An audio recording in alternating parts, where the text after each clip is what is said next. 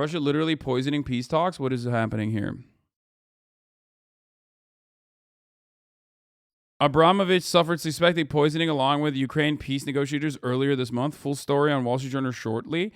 Bellingcat confirmed that the 3 members of the delegation attending the peace talks between Ukraine and Russia on the night of 3 to 4th of March 2022 experienced symptoms consistent with poisoning with chemical weapons. One victim was Russian entrepreneur Roman Abramovich. What the fuck?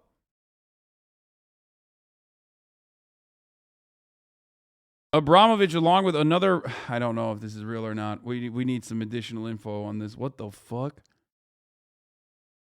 Roman Abramovich and Ukrainian peace negotiators suffered symptoms of suspected poisoning after a meeting in Kyiv earlier this month. They blamed the suspected attack on hardliners in Moscow who said they wanted to sabotage talks to end the war. What the fuck?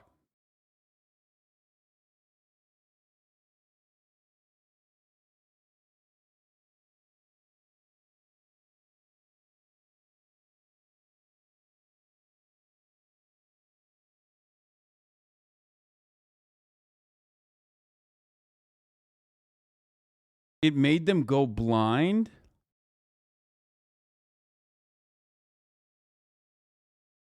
Bro, this is insanity, dude. I mean, this is like... it doesn't make sense, but, you know, I can't ever fucking mention something sounds stupid now because then people will immediately say I'm a fucking agent. But, like, why the fuck did the Russian side get poisoned, too?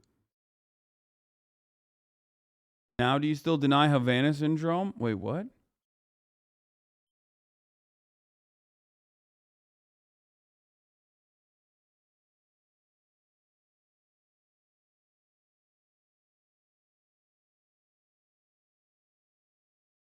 Ihor Zovka, the deputy head of president's office, speaking to NewsHour, he said he hadn't spoken to Abramovich or his people, but the members of the Ukrainian delegation are fine. I was in contact with one of them, and they said the story was false. Breaking, a senior Ukrainian plays down reports of Ukrainian officials being caught in the alleged Abramovich poisoning. However, U.S. officials are saying that the...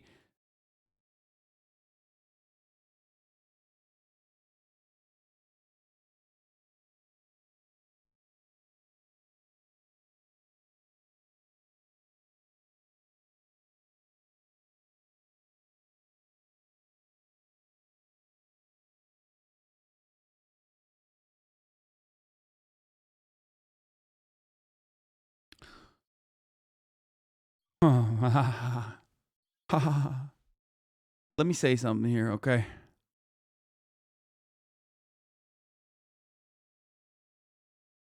Bro,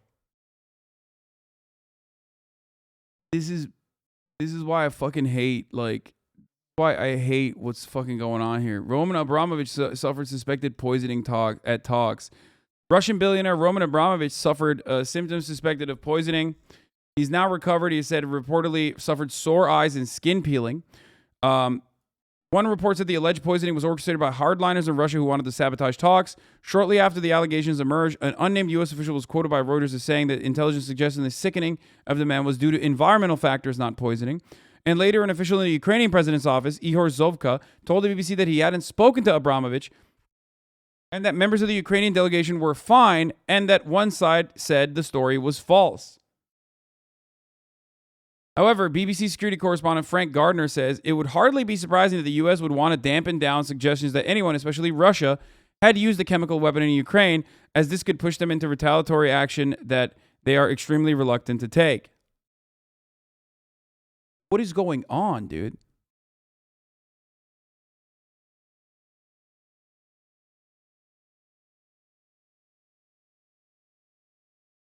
Here's the thing. If Russia wanted to, you know, sabotage the peace talks, why would they just... Oh, thank you for the playlist, man.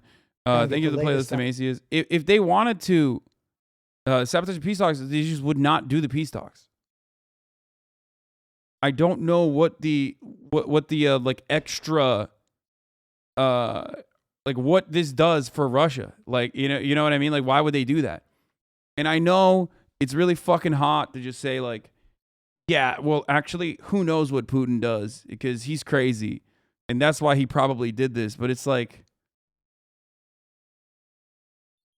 I guess, yeah, I don't know. I'm so beaten, dude.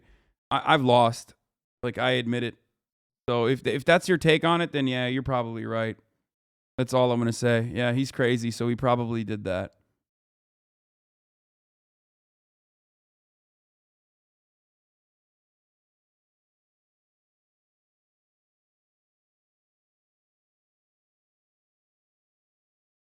You know, literally directed by the U.S. Russians are secretly hustled over the border. Initially rejected by the U.S., Russians are secretly hustled over the border. It just does not make sense to me that this would happen. You know what I mean? Like it just like it's a wild thing that happened. If it did actually happen, because there's so many different things that you could do in a situation like this. Um, Starting with like just not attending. You know what I mean? But because of the way that the conversation is now in our like cultural understanding, we can't say that. It's like you're, you know, no, you have to say he did it because he's crazy. So yeah, I'm saying fuck it. You're right. I'm saying that Putin definitely did this because he's crazy. How about that? Is that good?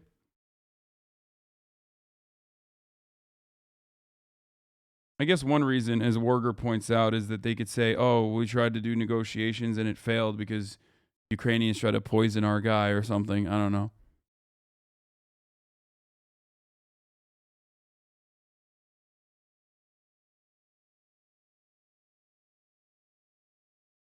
So I don't know. Only people wanting to sabotage the peace talks are either Nazis or Americans. Both gain from it. Yeah. Um. You are not understanding that they aren't saying Putin did it. The conditions of Mr. Abramovich and the Ukrainian negotiators, who include Ukrainian MP Rustem Umerov, have improved since the incident on March 3rd. Wall Street Journal quoted as sources as saying, but the Ukrainian sources are saying that that's not true. So why are we taking the word of Wall Street Journal over the word of the Ukrainian sources? I mean, I guess everyone lies in the fog of war. The incident cast light on Mr. Abramovich's reported role as a broker in talks between Ukraine and Russia. The exact nature of his position is unclear, but a spokesperson for the oligarch has previously said his influence is limited. On Sunday, President Zelensky said Mr. Abramovich had offered him help to de-escalate Russia's invasion of the country. The Russian billionaire traveled between Moscow and Kyiv for several rounds of talks at the start of the month. He reportedly met President Volodymyr Zelensky during the trip, but the Ukrainian leader was not affected, and his spokesman had no information about the incident. The investigative journalism group Bellingcat said Mr. Abramovich and the negotiators suffered symptoms consistent with poisoning with chemical weapons.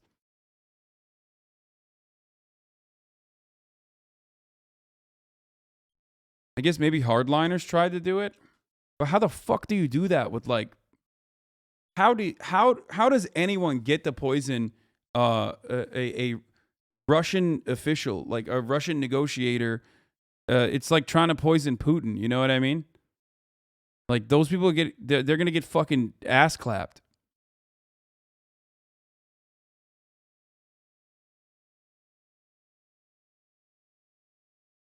You know what I mean?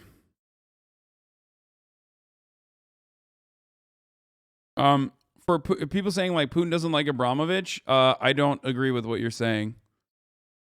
He might feel disrespected by him now, but like Abramovich, I thought straight up said that Putin was like his godfather. Is that not like I thought the relationship was actually better than the way it's being reported?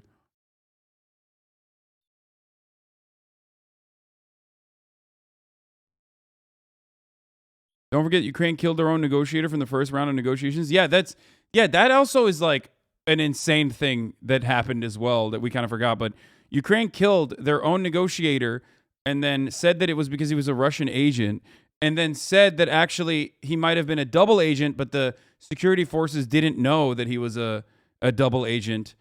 And ultimately, he just like one of the Ukrainian negotiators was literally murdered by the Ukrainian security forces. So there's that too. So I don't know what the fuck's happening in this conversation. The fuck are you talking about? What? I love when people are like, I didn't hear about this, so you must be lying. Like, Ukrainian ceasefire negotiator Denis Kurev mysteriously killed, suspected of being a double agent. That guy.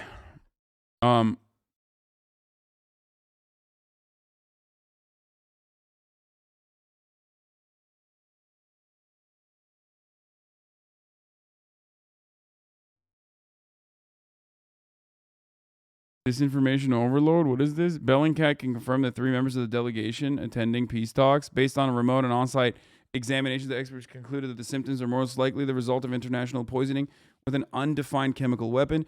An alternative, less likely hypothesis was the use of microwave... What?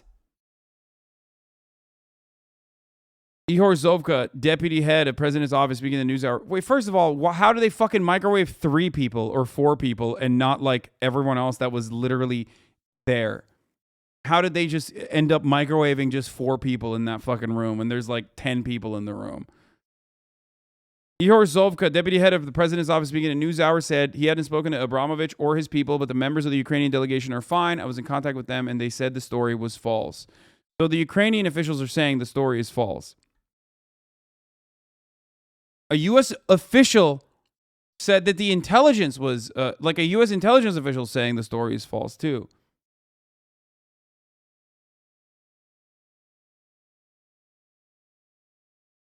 That's actually really interesting. If the State Department was saying, "Oh no, this is real," I would feel differently about it. I would feel differently about the story. I'd be like, "Oh, it's definitely some CIA shit." But even the fucking State Department's saying that it's most likely not real. So it's weird. It's a very, very weird story.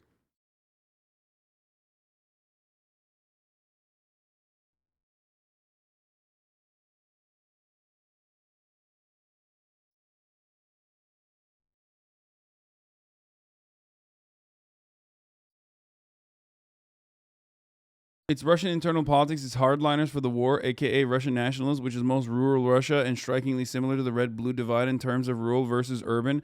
A wealthy liberal or oligarch is seen as an elite in the way that we see coastal elites.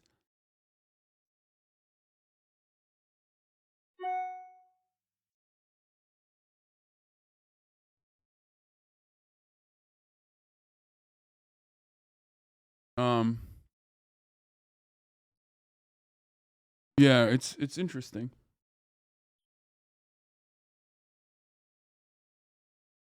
Bellingcat rises some red flags in my mind, okay, when I see it.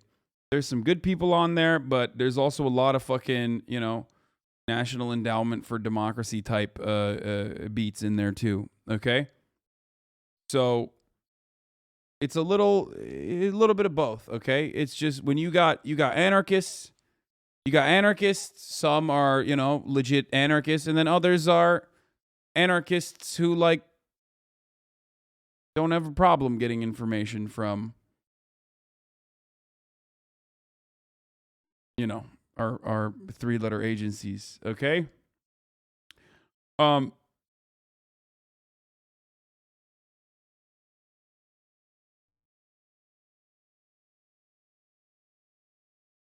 Zelensky says Ukrainian forces are still in control of the rest of Mariupol. He's told them they can retreat if they see a way to do so and survive, but the troops insist on remaining until they can leave with their dead and wounded. He says Moscow has refused to claim they're dead. They're just kids, says Zelensky, but Russia won't move on this. Apparently afraid of revealing the number of true number of soldiers lying in Ukraine. They're offered body bags, not even fit for dead pets, he says. He says the whole suburbs around Kyiv and towns like Volnovakha have been razed to the ground. No more homes, no more streets. We can't even show these images to the Ukrainians. They're so awful. Russia's invasion has been brutal beyond imagination. Yeah, Mariupol has been fucking reduced to rubble pretty much. It's disgusting. Like, it is literally atrocious what they fucking did in Mariupol. Straight up. And they can't even fucking set up humanitarian corridors for people to escape anymore either. Zelensky says there have been enormous disappointment in Russians and Russian society for the nation's support of the war. It can't be denied, though dialogue is still possible. Zelensky also endorses boycotts against Russian athletes, saying they're instruments of the Kremlin, whether they know it or not. Russian athletes should be made to feel uncomfortable for the state's actions, he says. Zelensky says he instructed Ukraine's negotiators not to discuss any denazification or demilitarization, rejecting these terms out of hand as vague and unacceptable. I believe this was also a matter of concession on the Russian side. So, and by the way, I get it. I get why he would say that. First of all, it's a justification that Putin is using to basically legitimize his unjustifiable war to the Russian audience. Okay, so it's fine for him to say, no, we're not going to do that, because who the fuck knows what the terms of denazification actually means, okay? Because a lot of you literally turn around and you go, oh, that means just like destroying the Azov battalion or destroying, all these other like right-wing paramilitaries that are a part of the Ukrainian National Guard. Like, no, that's not how that fucking works, okay?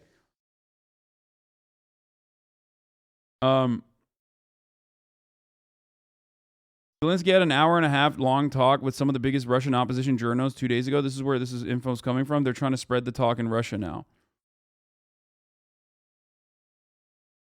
Zelensky says Ukraine's language policy has been discussed in negotiations, but Kyiv demands the same rights for the Ukrainian language in Russia, and Russia demands for Russian in Ukraine. Okay. Fair. I don't know if there is a language law in Russia against Ukrainian. Maybe there is. I don't think there is one. But hey, listen, I don't know why he's saying that, but sure, whatever. This is from the Russian interview. I've listened to it. The first tweet is not properly translated. He never says we still control Mariupol, but that's completely blocked off for Ukrainian reinforcements, and the rest is correct. Also, the rest of the tweets are legit translations. Thank you, Astro Tiggs. Zelensky says Ukraine's language policy has been discussed in negotiations. I think that's a perfectly reasonable and understandable fucking thing, especially because most people that defend the language law will literally openly state that it's not even a consequential law. So there's no reason for it to exist. So it's like an easy thing to use in a negotiation to just yeet off, just sign off on it. That's perfect. You know what I mean? I've never seen, the only people I've heard defend the law is the Adam Something video we watched. And was it Adam Something video or it was someone else maybe? I don't remember, but like someone was saying that like language logs are used as a way to for Russia to invade your country or some shit. But like ultimately language laws are oppressive and unjustifiable. I would say the same thing about Turkey's language laws against Kurds. And it's an unnecessary thing. The most people that defend it literally will defend it as Zelensky's a Russian speaker. You know what I mean? Like most people that defend it say Zelensky's a Russian speaker, or say that like everyone uses Russian as a language in Ukraine. It's not like something that is enforced. And if that's the case, then it's certainly not important enough to hold. It's certainly not important enough to like symbolically maintain. So,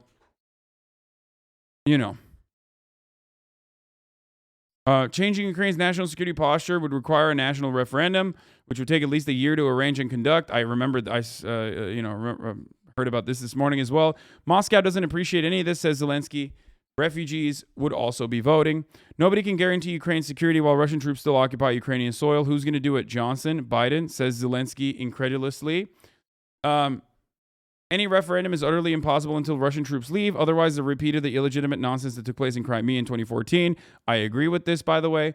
You guys know what my takes are on Crimea. However, yes, of course, the Crimean referendum or the official results of the Crimean referendum are bullshit. They were done at gunpoint, or they were done during the annexation. However, that does not change the reality that, if there was an official Crimean referendum without the threat of annexation or without annexation, I still believe that the results would be not as fucking overwhelmingly in favor of Russia at like 97%, but would still be majority. And the reason for why I have that take, of course, is because, other polls leading up to the annexation and also after the annexation have shown that reality numerous times. These are Western polls I'm talking about, not Russian ones. Are there, I do think that if there was a referendum about, if there was a referendum about anything like this, on Ukraine's national security posture, for example, then yeah, it has to be done without Russian forces in the country. This whole interview is happening in Russian, by the way. Zelensky occasionally turns to an aide off screen and asks how to say a Ukrainian word in Russian. Are there side negotiations going on outside of the public spotlight? Zelensky says a lot of people are talking officially, unofficially. He's not really answering the question, leaving it open. Question, Moscow says Ukraine planned a preemptive attack against the Donbass. What's Kyiv's response? Come on, guys, this is false. Any documents produced by Moscow that claim Ukraine had such plans are 100% phony baloney. Zelensky does a Solovyov, but not this one, but that one. There are so many, including one of the editors in this interview. But the infamous one is infamously pro-Putin pundit and the epic dirtbag. I love these jokes, never gets old.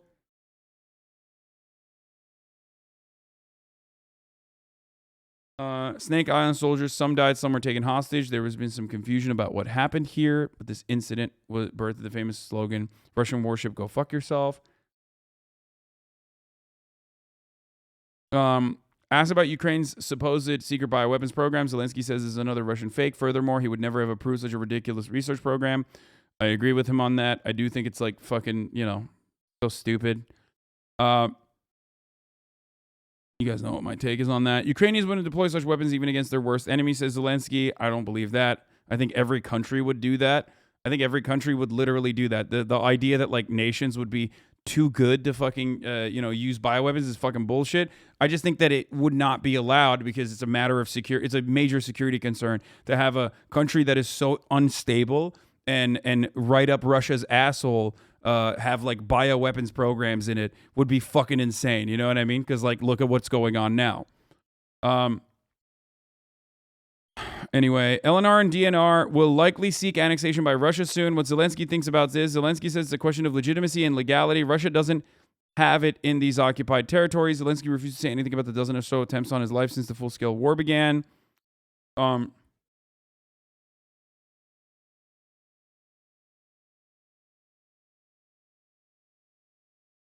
were biolabs in Ukraine doing? Brother, what do you think biolabs do? Like, you hear biolabs and you think like, oh, Wuhan, Wuhan, China virus. Like, yeah, of course, yeah, there are biolabs everywhere, okay? There are biolabs everywhere. If there are people there, there's going to be biolabs there that, are conducting research on everything and anything. Wait, was that guy's name literally ivermectin addict? Hold up.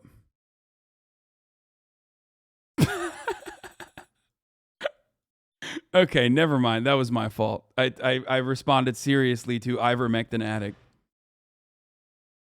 That's a great name. Okay. Appealing to Russians who live behind the information curtain, he urges that these people reach out to their friends and relatives in Ukraine to learn the truth about the war. The war will end when Russians accept that this has been a catastrophe for the nation and for relations with their neighbors in Ukraine.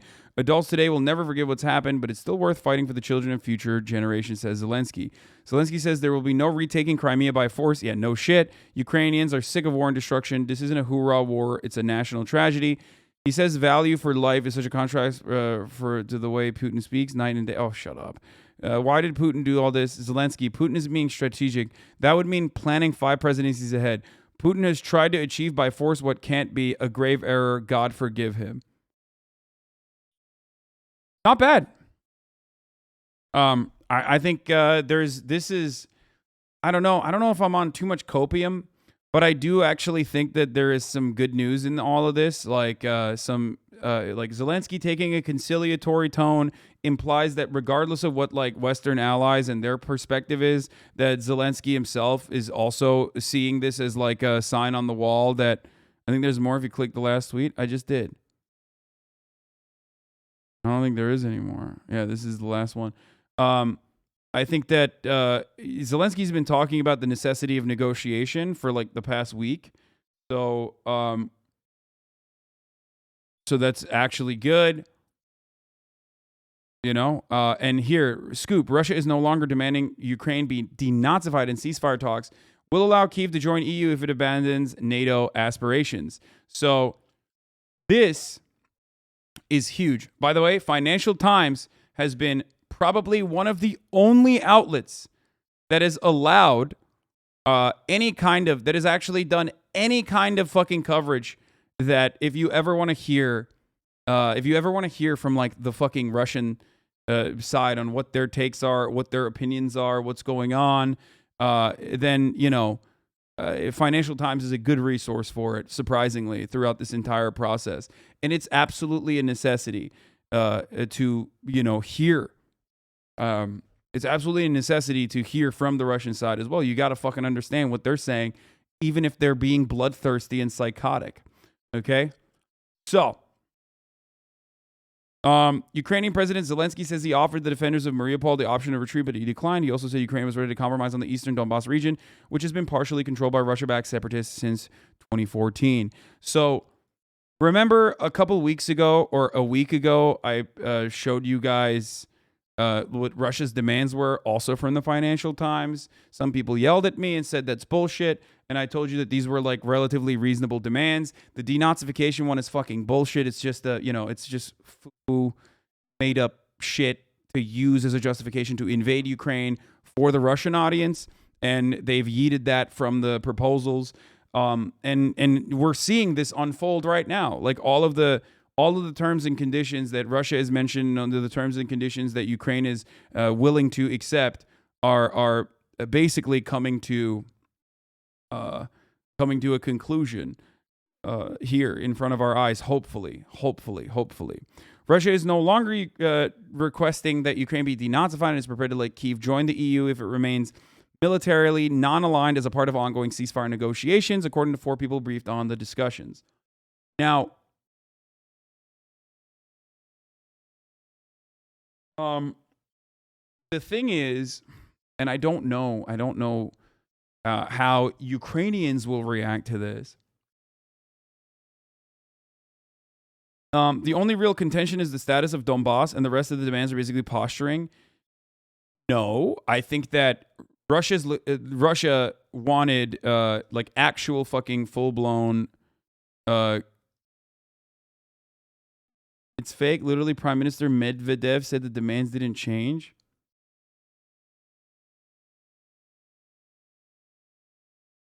Do you foresee this rise of alt-right moves in Ukraine to continue to be a major issue? Yes, blowback is going to be a real consequence, not just for Ukraine, but for every other country that has sent far-right psychos into Ukraine. They're going to get training. They're going to be they're going to get a bunch of PTSD. They're going to know their way around urban warfare, and then they're going to come back to America. What do you think is going to happen when they come back to America, when they come back to France, when they come back to Germany, when they come back everywhere else? What the fuck do you think is going to happen? It's funny how they were conceding denazification right away, even though it was supposedly one of the 2 main reasons for the invasion. Yeah, exactly. It was fucking bullshit. It was bullshit. You do not denazify a fucking country, okay? You don't do that. That's, you if anything, you've Nazified the country. You fucked over Ukraine in unimaginable ways. So, yeah, you've literally fucking made more Nazis. Good job. Anyway,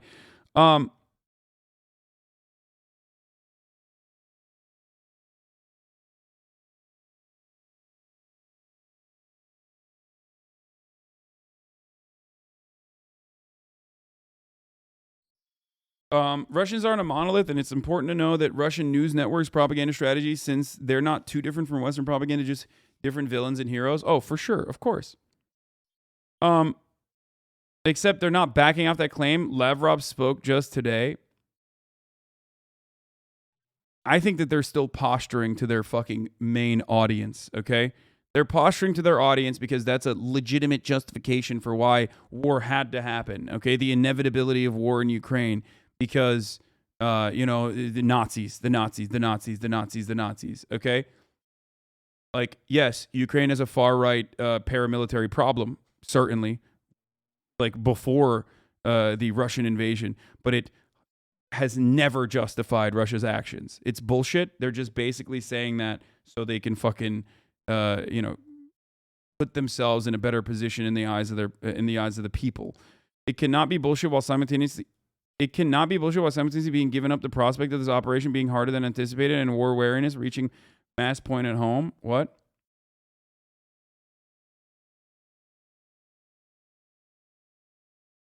I'm confused by that take.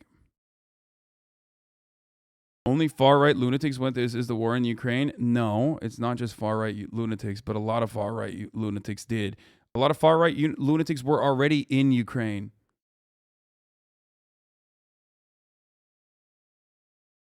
I get it. A lot of you do not understand the concept of blowback, and it's fine. I've already given up on it, dude. There will be no blowback, okay? There, I said it. There's no blowback. None whatsoever. It'll never happen. It's actually totally fine and dandy, okay? I hope that makes you feel more comfortable about everything. I'm saying the Russian people can genuinely believe that the denazifying, especially given the Donbass conflict, while at the same time say fuck it because this is insanity. So you're saying that the Russian people legitimately believe in the denazification, which, by the way, is propaganda, straight up. Just because there are legitimate fucking Nazis does not change the reality that, like, denazifying a country is not a real justification. You know, you can denazify every country that way. A position, by the way, that I've held since the beginning of the invasion, yet many people refuse to fucking see that because they only see my coverage over Azov and think, oh, he's legitimizing it because they're fucking baby-brained morons.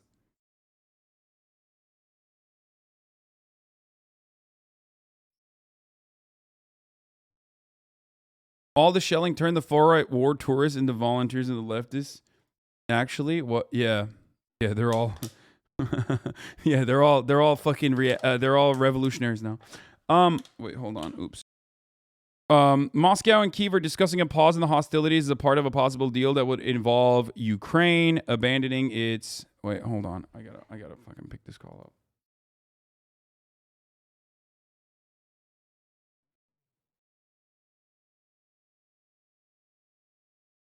Never mind.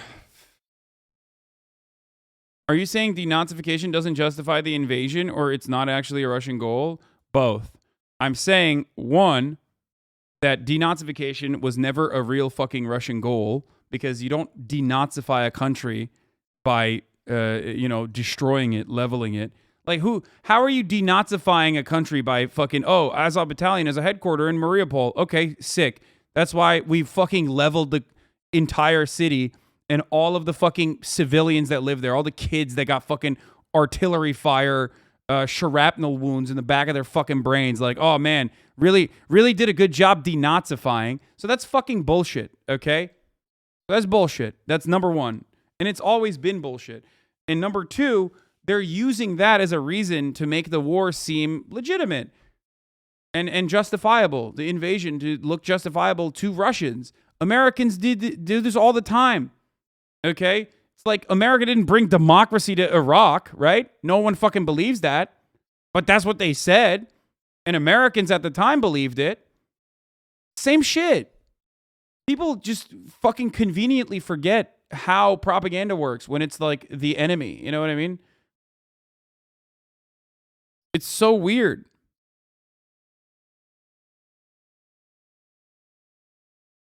Hey, if you like this video, please subscribe and hit that bell so you don't miss out on any future videos.